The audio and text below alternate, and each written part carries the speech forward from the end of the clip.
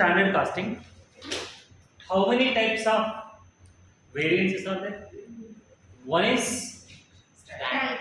expenditure, another one is revenue nature. So expenditure, they are material variance, another one is labor variance, third one is overhead variance. Next, revenue side, one is sales variance, another one is margin variance, sales margin or sales profit variance, right? Total ga inni rakalu untayi. So in standard costing, first of all you have to fix the standard. First you fix the standard, later actual. Okay na? Standard compare with actual. Okay na? Then we get variance. ఇవి మూడు మనం చేస్తాం. Standard, thereafter compare with actual, next variance. So first of all I am explaining to you about material variance. Okay now, how many variances are there? Material variance, labor variance, overhead variance, and in the case of sales variance and sales margin variance. So first of all I am explaining to you about material variance.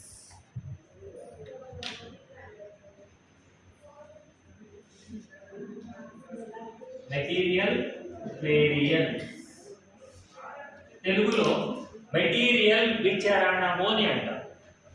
ఏమంటారు తెలుగులో? Material విచరణము. Variance అంటే విచరణం. So material variance is classifying into majorly two types. One is called, first one, material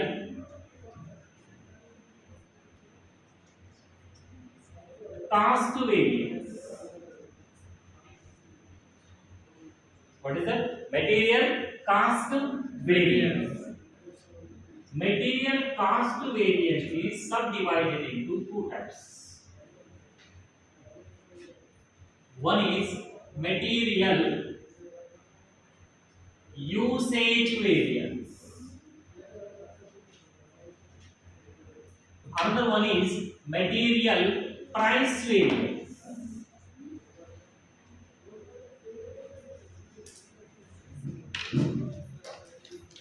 Right? Material usage variance again subdivided into two types. One is material yield variance.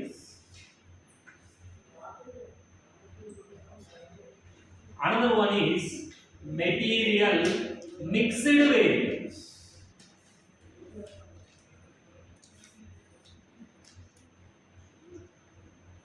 Okay na?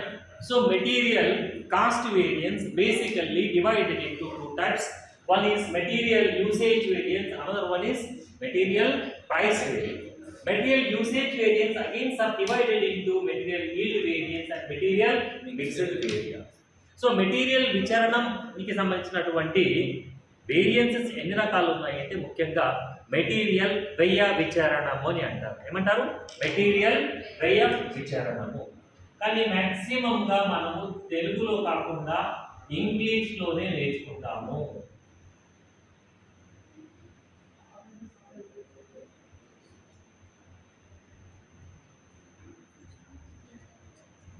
దీన్ని ఎంసివి అని అంటాం.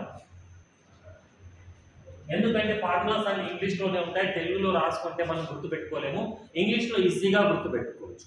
Simple వేలో simple టెక్నిక్స్లో నేర్చుకుంటాం ప్రతి variance. Right?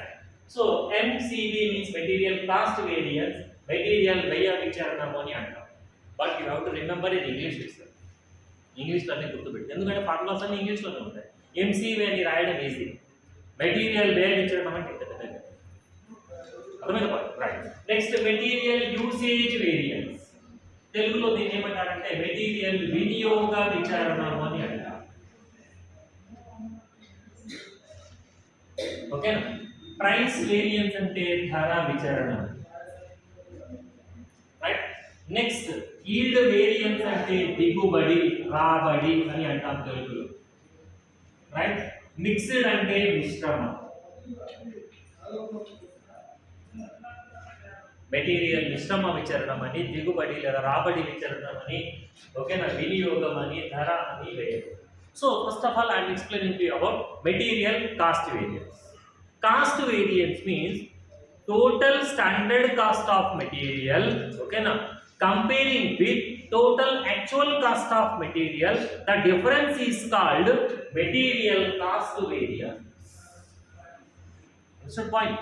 Total standard cost of material comparing with actual cost of material, total actual cost of material, okay na, then the difference is called material cost variance. అంటే ఒక వస్తువు తయారు చేయడానికి ప్రామాణికంగా మొత్తము ఎంత ఖర్చు అవుతుంది అని అనుకున్నామో ఆ దాన్ని మనము వాస్తవంగా ఎంత ఖర్చు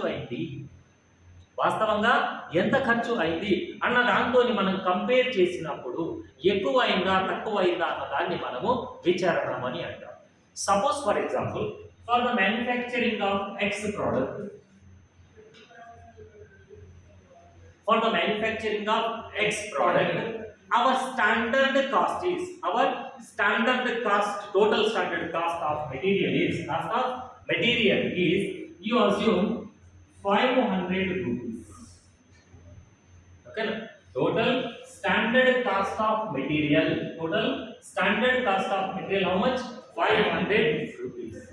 But actual cost of material, you assume here 520 rupees. This is total standard cost of material. This is total actual cost of material. So we expected 500 rupees. But while in actual we spent 520 rupees. మనం ఒక product తయారు చేయడానికి 500 rupees మెటీరియల్కి ఖర్చు అవుతుంది అని అనుకున్నాం. కానీ వాస్తవంలోకి వచ్చేసరికి 520 రూపీస్ అయినాయి బట. అంటే 20 రూపీస్ మన ఎక్స్పెక్టేషన్ కంటే ఎక్కువ అయిందా తక్కువైందా? ఎక్కువైంది, ఎక్సెస్. ఓకేనా? Suppose excess expenditure is there, that is called adverse. Adverse అంటే ప్రతికూలము అని అర్థం. అర్థమైంది? So here the 20 rupees is called material cost variance in simple terms. What's the point? So when MCV means material cost variance, 20 rupees adverse. Okay na, ala A ani rayam. A ante adverse. Okay na, adverse ante ప్రతికూలము.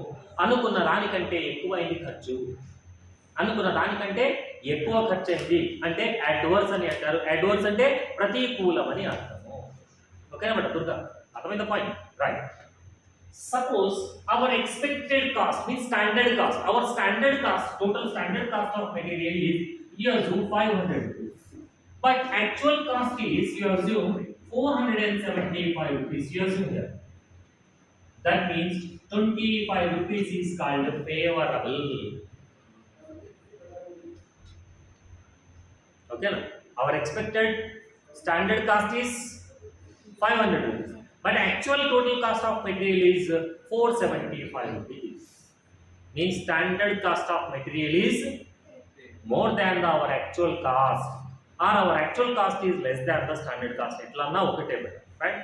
So మనం అనుకున్నది 500 అయితే అనుకుందాం, కానీ యాక్చువల్గా వచ్చేసరికి మెటీరియల్కి 475 రూపీసే ఖర్చు అయింది. అర్థమైందా పాయింట్? మెటీరియల్కి ఎంత అయింది? 475 రూపీసే ఖర్చు అయింది. అంటే 25 రూపీస్ మనం అనుకున్న దానికంటే తక్కువైందా ఎక్కువైందా? తక్కువైంది. మనం అనుకున్న దానికంటే తక్కువ ఖర్చు అయింది. తక్కువ ఖర్చు అయిందంటే మనకు అనుకూలం, ఖర్చు తగ్గింది అంటే మనకు అనుకూలం, ఖర్చు పెరిగిందంటే మనకు ప్రతికూలం అని అంటాం. అంతే కదా? ఖర్చు తగ్గిందంటే అనుకూలం, పెరిగిందంటే ప్రతికూలం. ఇప్పుడు ఇంతకుముందు ఎగ్జాంపుల్లో 500 రూపీస్ అనుకున్నాం total standard cost of material, కానీ 520 రూపీస్ అయింది. అంటే 20 రూపీస్ని ఏమంటాం? అడ్వర్స్ అని అంటాం. సెకండ్ ఎగ్జాంపుల్ ఏం చెప్పాను? 500 రూపీస్ అనుకుంటే 475 రూపీస్ అయింది. అంటే ఈ 25 రూపీస్ని మనం ఏమంటామంటే ఫేవరబుల్ అని అంటాం. ఫేవరబుల్కి ఫేవరబుల్ రాయాల్సిన అవసరం ఏం లేదు, ఎఫ్ అని రాసుకోవచ్చు కానీ అవసరం లేదు. ఓకేనా? కానీ అడ్వర్స్కి మాత్రం ఏ అని కంపల్సరీ చూడాలి. ఓకేనా? Right. This is material cost variance. దీనికి ఫార్ములాస్ ఉంటాయి, ఎలా అనేది తర్వాత చెప్తాను. Just hear I'm explaining what is material cost variance. దీనికి ఫార్ములాస్ ఉంటాయి, ఫార్ములాస్ని బేస్ చేసుకొని లెక్కలు చేస్తాం. ఇంకా మనం అక్కడికి వెళ్ళలేదు. మనం ఏం చెప్తున్నాం ఇక్కడ, మెటీరియల్ కాస్ట్ వేరియన్స్ అంటే ఏంటిది అనేది చెప్తాను. మెటీరియల్కి 500 అయితే అనుకుంటే 520 అయింది, ఎక్కువ అయింది. ఓకేనా, 500 అయింది అవుతుంది అనుకుంటే 475 అయింది అంటే అనుకున్న దానికంటే తక్కువ అయింది. రైట్, ఈ డిఫరెన్స్ ఏమంటారు, material cost variance. So material cost variance is subdivided into two types. One is material usage variance, another one is material price variance. Material usage variance means, suppose for the production of one article, suppose we are saying here X is our product. For the production of this X product, our standard raw material is, you assume 10 kg.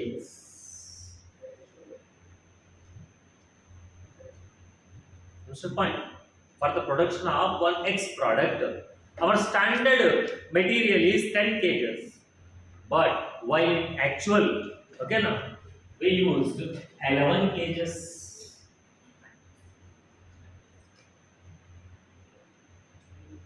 Okay, our standard is 10 kg, but while in actual we used 11 kg of raw material. That means 1 kg of excess material we used. 1 kg of excess material we used. That means that is an adverse or favorable? Adverse. Okay na, మనం ఏమనుకున్నాము, X అని ఒక product తయారు చేయడానికి 10 kg raw material పడుతుంది అని అనుకున్నాం స్టాండర్డ్గా. కానీ యాక్చువల్కి వచ్చేసరికి 11 kg పట్టింది, అంటే 1 kg ఎక్కువ అయింది. అంటే దాన్ని ఏమంటాము, అడ్వర్స్ అని. అంటే జనరల్గా జరుగుతుంది. 10 కిలోలు అనుకున్న దగ్గర 20 కిలోలు అయితే పట్టదు, అది స్టాండర్డ్ కాదు. 10 కిలోలు అనుకున్న దగ్గర 10 కిలోలు కొంచెం తక్కువ నన్నా కొంచెం ఎక్కువ నన్నా అయితే అనేది స్టాండర్డ్ ఫిక్సేషన్ కరెక్ట్ అని అనుకుంటాం. అర్థమైందా? 10 కిలోలు అనుకున్న దగ్గర 11 కిలోలు పట్టవచ్చు, లేదా 10 కిలోలు అనుకున్న దగ్గర 10 కిలోల 200 గ్రాములు కూడా పట్టవచ్చు. కొంచెం వేరియన్స్ అనేది ఉంటుంది. అంతేగాని వేరియన్స్ అంటే పెద్ద మొత్తంలో మాత్రం ఉంటే మీరు స్టాండర్డ్ కరెక్ట్గా ప్రిపేర్ చేయనట్టు. అర్థమైందా పాయింట్? ఒకవేళ మనం 10 kg పడుతుంది అనుకున్నాం X అనే ప్రోడక్ట్ తయారు చేయడానికి, కానీ 9.5 kg మాత్రమే పట్టింది. అర్థమైంది? ఒక ప్రోడక్ట్ తయారు చేయడానికి మనం ఏమనుకున్నాం అనుకుంటే 10 kg పడుతుంది అని అనుకున్నాం స్టాండర్డ్గా, కానీ యాక్చువల్కి వచ్చేసరికి ఏమైంది, 9.5 kgలోనే X అనే ప్రోడక్ట్ ఫినిష్ అయిపోయింది. అంటే 0.5 kg అంటే హాఫ్ కేజీ తక్కువ పట్టిందా లేదా రాబట్టిందా? తక్కువ పట్టింది. దాన్ని ఏమంటాం మనం, ఫేవరబుల్ అని అంటాము, అనుకూలం అని అంటాము. దీన్ని మెటీరియల్ యూసేజ్ వేరియన్స్ అని అంటాం. అంటే నేను జస్ట్ క్వాంటిటీ గురించి చెప్పాను, దీన్ని మనము రేట్తో మల్టిప్లై చేస్తేనే వాల్యూలో వస్తుంది. ఇది వాల్యూ కాదు నేను చెప్పింది, ఇక్కడ క్వాంటిటీ బేస్డ్ చెప్పాను. మనం వాల్యూ బేస్డ్ చేస్తాం, తర్వాత ఫార్ములాస్లో వచ్చేస్తాం. అర్థమైన పాయింట్ ఇక్కడ. ఇప్పుడు ఇక్కడ ఈ ఎగ్జాంపుల్ తీసుకుంటే ఎంత, 1 kg ఎక్కువైంది, 1 kg ఎక్కువైంది. మనం స్టాండర్డ్గా 10 రూపీస్కి కేజీ వస్తుందని అనుకున్నాం.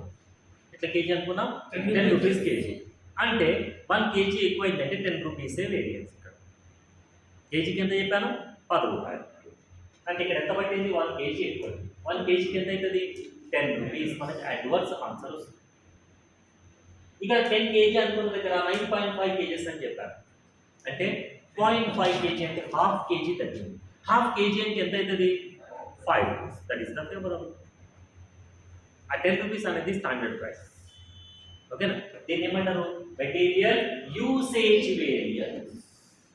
ఎన్ని కిలోలు పడుతుంది అనుకుంటే ఎన్ని కిలోలు పట్టింది, ఆ డిఫరెన్స్నే మనం ఇక్కడ మెటీరియల్ యూసేజ్, పేర్లోనే ఉంది కదా, మెటీరియల్ వినియోగ విచారణము. యూసేజ్ ఎన్ని కిలోలు అనుకుంటే, ఎన్ని యూనిట్లు అనుకుంటే, ఎన్ని లీటర్లు అనుకుంటే ఎన్ని లీటర్లు పట్టింది. అర్థమైన పాయింట్, దాని పేర్లోనే ఉంది కాబట్టి యూసేజ్ వేరియన్స్ అని. Right, next material price variance. మనం అనుకుంటాం ఫర్ ఎగ్జాంపుల్గా ఎట్ల కిలో ఉంటుండొచ్చు అని అనుకుంటాం. ఫస్ట్ డిసైడ్ చేస్తాం కదా. ఫర్ ఎగ్జాంపుల్గా మనము మార్కెట్లో 10 రూపీస్కి పర్ కేజీ వస్తుందని అనుకున్నాం.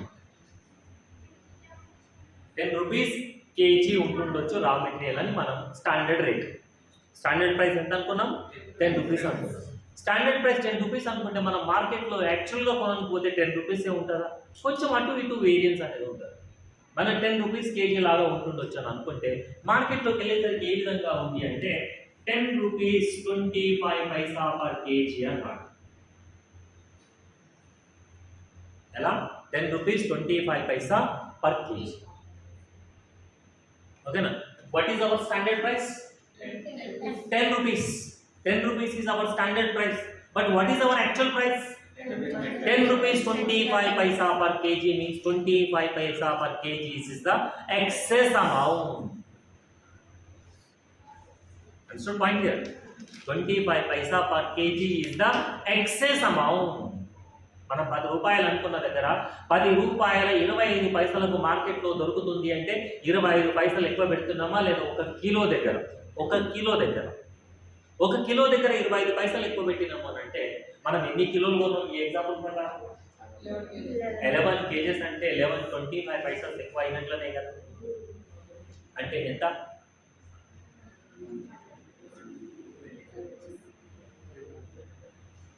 2 రూపీస్ 75 పైసలు అంతే కదా. ఇప్పుడు మనం ఎంత కొన్నాము? 11 kgs మెటీరియల్ పట్టింది. ఒక కేజీ దగ్గర మనకి ఎన్ని పైసలు ఎక్కువ కట్టాల్సి వచ్చింది? 25 పైసా. మనం ఏమనుకున్నాం అనుకుంటే ఇప్పుడు 11 kgs కొనాల్సి వచ్చింది. మనం ఎన్ని కొనాల్సి వచ్చింది? 10 kgs అనుకున్నాం, మరి 10 kgs కంటే ఎక్కువ కొన్నాం. 10 kgs కంటే ఎక్కువ కొన్నాం. ఓకేనా? 10 kgs కంటే ఎక్కువ అంటే 11 kgs. 11 kgs కొంటే మనం అనుకున్న రేట్ ప్రకారం ఎంత కావాలి? 110 రూపీస్ కావాలి. అంతే కదా. 10 kgs అనుకున్నాం, మరి 10 kgs కాదు కదా మనం ఉన్నది 11 kgs. మరి 11 kgs కి 10 రూపీస్ ప్రకారం ఎంత కావాలి? మనం అనుకున్న రేట్ ప్రకారం 110. కానీ మార్కెట్లో మనకు ఉన్నది ఏ విధంగా ఉంది అంటే 11 kgs ఏ టైంలో కొన్నాం అంటే 10 రూపీస్ 25 పైసా లాగా కొన్నాం. ఓకేనా? 10 రూపీస్ 25 పైసా లాగా అంటే ఎంత అయితే చెప్పండి? 112 రూపీస్ 75 పైసా అయితే.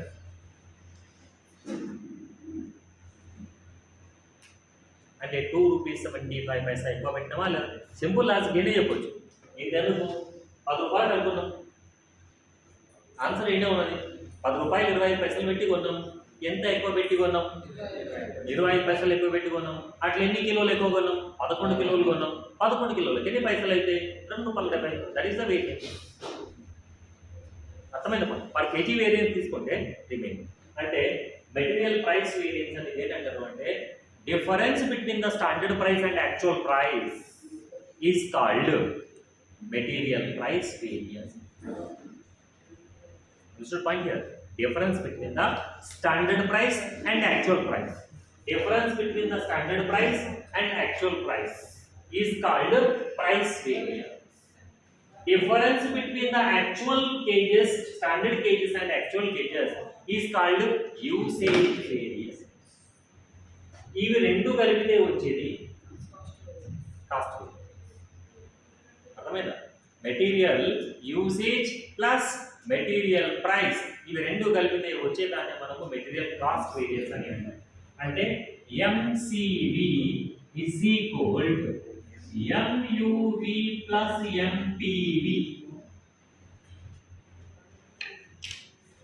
ఓకేనా? MUV plus MP. రైట్. ఇక్కడ రాక ఏమైనా డౌట్ ఉందా? ఏం లేదు.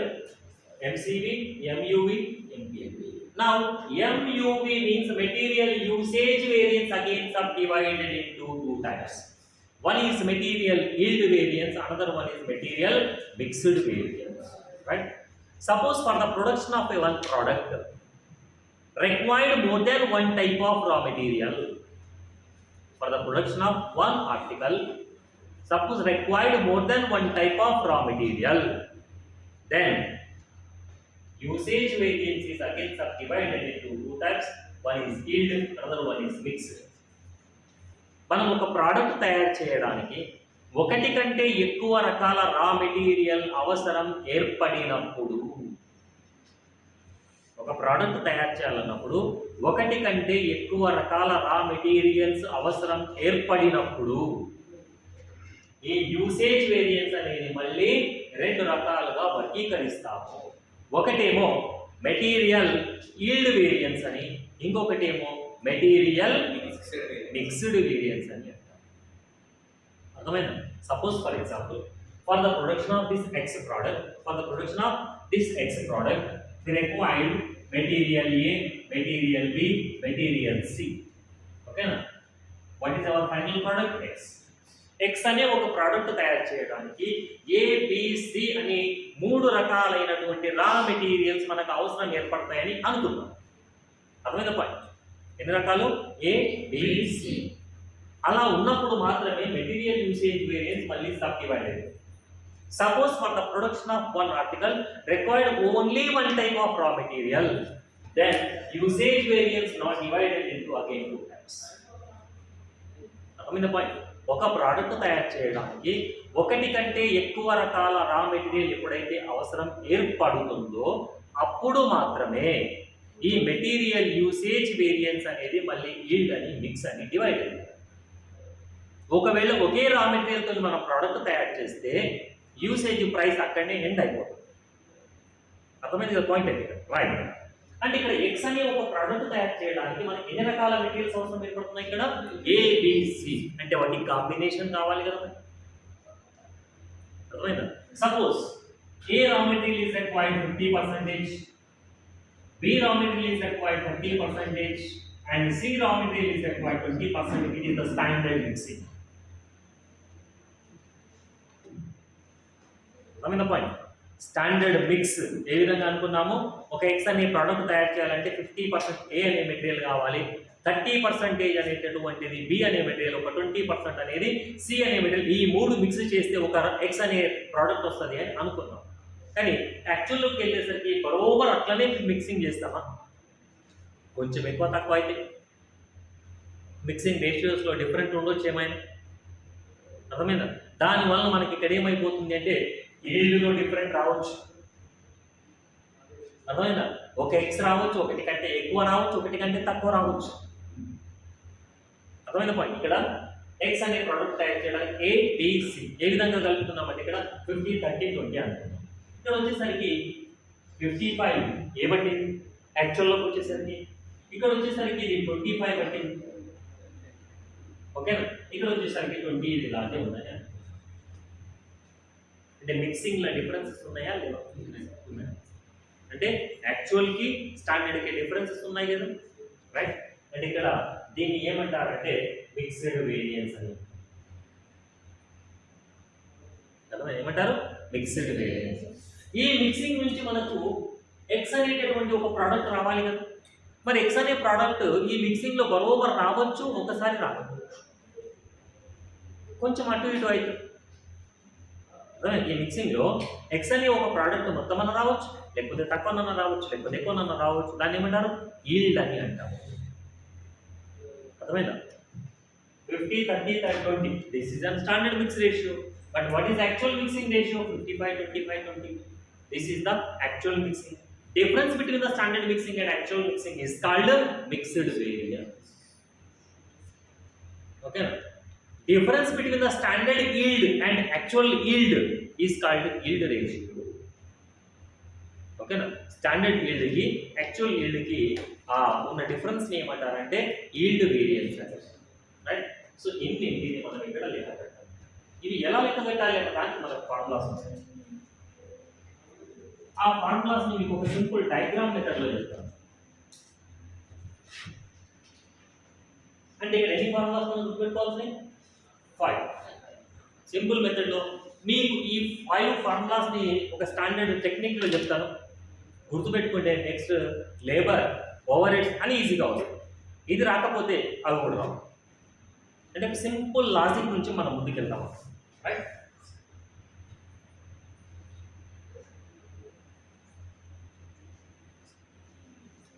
ఇలా డయాగ్రామ్స్ ఎక్కడైనా చూసారా? ఎకనామిక్స్ లో వస్తుందా? రైట్. దీన్ని ఓఎక్స్ యాక్సిస్ అంటారు, దీన్ని ఓవై యాక్సిస్ అని అంటారు. ఓఎక్స్, ఓవై యాక్సిస్ అని అంటారు. రైట్. సో ఓఎక్స్ యాక్సిస్ పైన ఏం తీసుకుంటాం మనం? క్వాంటిటీస్ తీసుకుంటాం ఎప్పుడైనా సరే. ఓవై యాక్సిస్ పైన ఏం తీసుకుంటాము? ప్రైసెస్ తీసుకుంటాం. ఇక్కడ కూడా అలాగే తీసుకుంటాం. రైట్? ఓఎక్స్ యాక్సిస్ పైన క్వాంటిటీస్, ఓవై పైన ప్రైసెస్ తీసుకుంటాం. రైట్. మనం స్టాండర్డ్ తర్వాత యాక్చువల్లోకి వెళ్తామా, యాక్చువల్ తర్వాత స్టాండర్డ్కి పోతాం? స్టాండర్డ్ తర్వాత యాక్చువల్కి పోతాం కదా. ఫస్ట్ స్టాండర్డ్ని ఫిక్స్ చేస్తాం కదా. అయితే ఇక్కడ మనం ఏమనుకోవాలి అంటే దీన్ని ఎస్పి అని అనుకోవాలి. SP means standard price.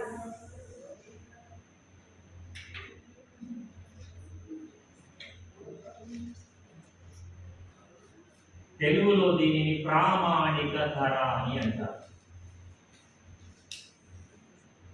ఏమంటారు? ప్రామాణిక ధర. Next there after AB.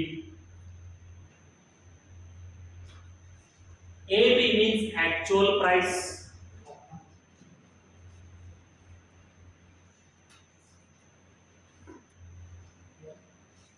వాస్తవ ధర అని అంటాం తెలుగులో. Right? Next, here you write down SQ means standard quantity for actual output. SQ means standard quantity for actual output.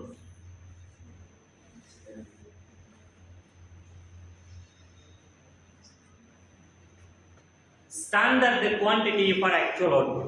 In the previous class I explained, suppose for the production of 50 units we required 1 kg of raw material. For the production of 50 units we required 1 kg of raw material. That standard is only for 50 units. But actually we produced 20,000 units. Actually we produced 20,000 units. Then what is our standard? 400 kgs, I explained. So here we required that 400 kgs. Understood point here? For the production of 50 units, how many kgs? 1 kg of raw material is required. Then for the production of 20,000 units, how many kgs is required? That means 400 kgs is required. That is called standard. Standard quantity for actual output. వాస్తవ ఉత్పత్తికి కావలసిన ప్రామాణిక పరిమాణము అని అంటారు. అర్థమైందా? వాస్తవ ఉత్పత్తి మనది 20,000 యూనిట్లు.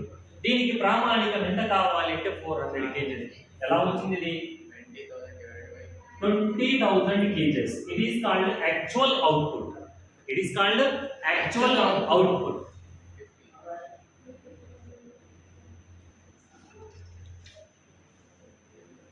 Okay. So this 50 units is called standard output. By using 1 kg of raw material, our standard output is 50 units.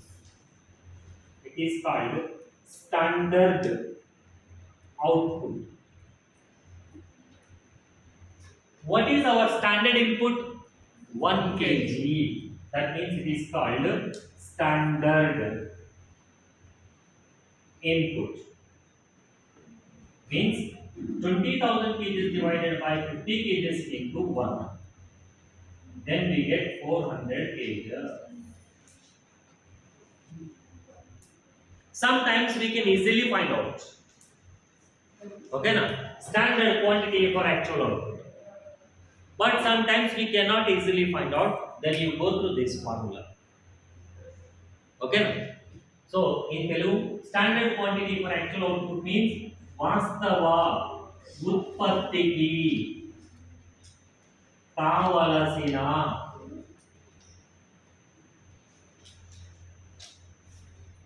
ప్రామాణిక పరిమాణము.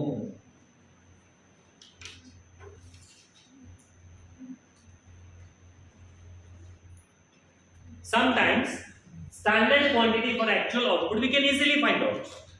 Suppose for the production of one article, we required, you assume 1 meter or 2 meters raw material. In the case of meters, okay. For example, ఈ table అనుకుందాం. ఈ table తయారు చేయడానికి ఒక 2 మీటర్ల plywood కావాలి అని అనుకుందాం. ఈ టేబుల్ తయారు చేయడం కింద ఒక 2 మీటర్ల ప్లైవుడ్ కావాలి. మనం ఫర్ ఎగ్జాంపుల్గా 10 టేబుల్ తయారు చేసినాం అంటే ఎంత కావాలి? 20 మీటర్లు రా మెటీరియల్. ఒక టేబుల్కి 2 మీటర్ల ప్లైవుడ్ కావాలి. మనం నిజంగా ఎన్ని చేస్తున్నాం? 10 టేబుల్ చేస్తున్నాం. 10 టేబుల్ చేసినప్పుడు ఎంత పడుతుంది అంటే 20 మీటర్లు పడుతుంది. ఈజీగా చెప్పగలుగుతాం. అంటే కొన్నిసార్లు standard quantity for actual output అనేది ఈజీగా డైరెక్ట్గా మనం మల్టిప్లై చేసి చెప్పవచ్చు. కానీ కొన్నిసార్లు మనం అంత ఈజీగా చెప్పలేము. అప్పుడు ఈ ఫార్ములా వాడితే ఈజీగా వచ్చేస్తుంది. అర్థమైందా పాయింట్? కొన్నిసార్లు డైరెక్ట్గా చెప్పవచ్చు, కొన్నిసార్లు డైరెక్ట్గా రాదు. అప్పుడు ఏం చేయాలి? ఈ ఫార్ములా వాడాలి. రైట్? ఎప్పుడు వస్తుంది ఇట్లాంటి ప్రాబ్లం అంటే మనం 1 kg రా మెటీరియల్ పెడితే 1 kg అవుట్పుట్ వస్తుందా? కాదు కదా. స్క్రాప్ అవుతుంది కదా ఒక్కోసారి, లాస్ అవుతుంది కదా ఒక్కోసారి మెటీరియల్లో. అర్థమైన పాయింట్ ఇక్కడ. మనం 1 kg రా మెటీరియల్ ఇన్పుట్ తీసుకుంటే అవుట్పుట్ కూడా 1 kg వస్తుందా? రాదు, ఒక్కొక్కసారి తగ్గిపోతుంది. అవుట్పుట్ అనేది తగ్గిపోతుంది, నార్మల్ లాస్ జరుగుతుంటుంది. అట్లా ఉన్నప్పుడు మనం డైరెక్ట్గా మల్టిప్లై చేయలేకపోతాం. ఎప్పుడు లాసెస్ అట్లాంటివి ఉన్నప్పుడు. అర్థమవుతుందా నేను చెప్పే పాయింట్? మనం 1 kg రా మెటీరియల్ పెడితే అవుట్పుట్ కూడా 1 kg వచ్చింది అనుకో ఈజీగా చెప్తాం. కానీ 1 kg రా మెటీరియల్ పెడితే అవుట్పుట్ తక్కువ వచ్చింది అనుకోండి, లాస్ జరిగింది అనుకోండి, అప్పుడు ఈజీగా చెప్పలేము. కాబట్టి ఈ ఫార్ములా బేసిస్లో వెళ్తే మనకి ఈజీగా వస్తుంది. ఓకే, అంటే ఏ విధంగా ఫైండ్ అవుట్ చేస్తామని? Actual output divided by standard output into standard input. వాస్తవ ఉత్పత్తి బై ప్రామాణిక ఉత్పత్తి ఇంటూ ప్రామాణిక పరిమాణము అంటారు. ఓకేనా? ఏమంటారు? వాస్తవ ఉత్పత్తి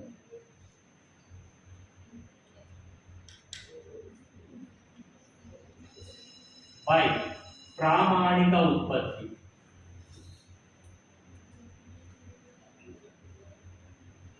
ఇంటూ ప్రామాణిక పరిమాణము.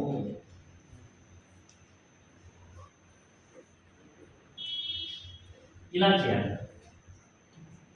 ఓకేనా? రైట్. చేస్తే మనకి ఏమొస్తుంది? SQ. What is the SQ? SQ means standard quantity for actual output. Standard quantity for actual output. మీకు గనక SQ వచ్చింది అంటే మీకు లెక్క వచ్చేసినట్లు. అర్థమైందా? మీరు SQని ఫైండ్ అవుట్ చేయగలిగినారు అంటే మీకు ఆన్సర్స్ ఆటోమేటిక్గా ఈజీగా వచ్చేస్తాయి. రైట్? SQ మీరు అంటే చేయలేకపోయారంటే మీ ఆన్సర్ మొత్తం పోయినట్ల. That means total answer is depends on SQ. Total answer is depends on SQ. SQ means standard quantity for actual output. వాస్తవ ఉత్పత్తికి కావలసిన ప్రామాణిక పరిమాణము. Next AQ, actual quantity.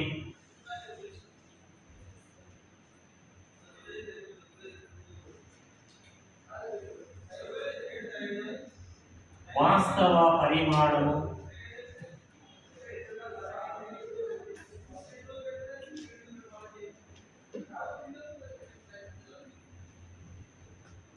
How many kgs actually we utilized?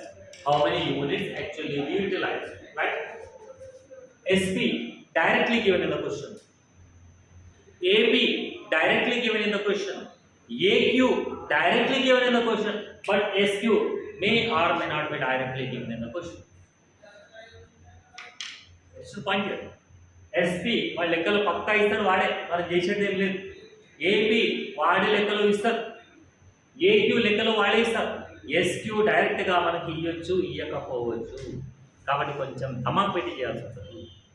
అర్థమైందా point? మీరు SQ find out చేయగలిగినంటే మీకు answer వచ్చినట్లనే. Right? So ఇప్పుడు ఇక్కడ ఫార్ములాస్ ఎలా డెవలప్ చేస్తాము అంటే SP నుంచి ఒక లైన్ SQ గీయాలి. That means SP into SQ.